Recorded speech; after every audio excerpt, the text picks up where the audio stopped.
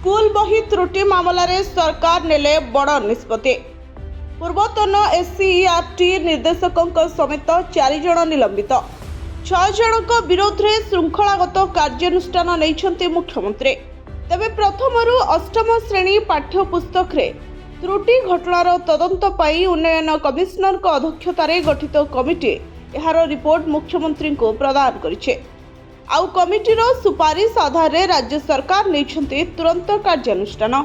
सरकार निष्पत्ति अनुसार एससीईआरटी तत्कालीन निर्देशक मनोज पाढ़ी समेत 3 जन सहकारी निर्देशकों को निलंबित करा जायछे। एमानंक भितरे रहिछन्ति प्रलिप्ता मिश्र, दिलीप कुमार साहू एवं भारती टुडू।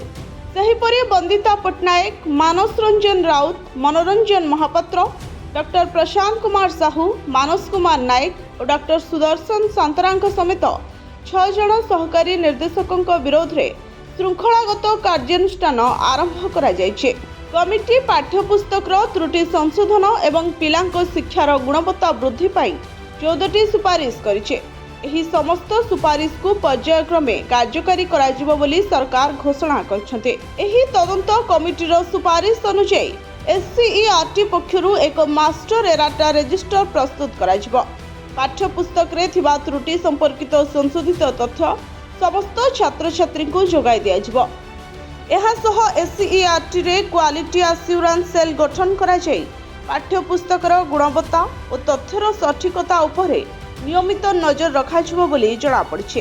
एहा छडा मुख्यमंत्री निजे तदंत कमिटी सह आलोचना करिसेंते एवं भविष्य में जमिति आउ कोनोसी समस्या न हुए तार स्थायी समाधान पाई चिंता करिसेंते।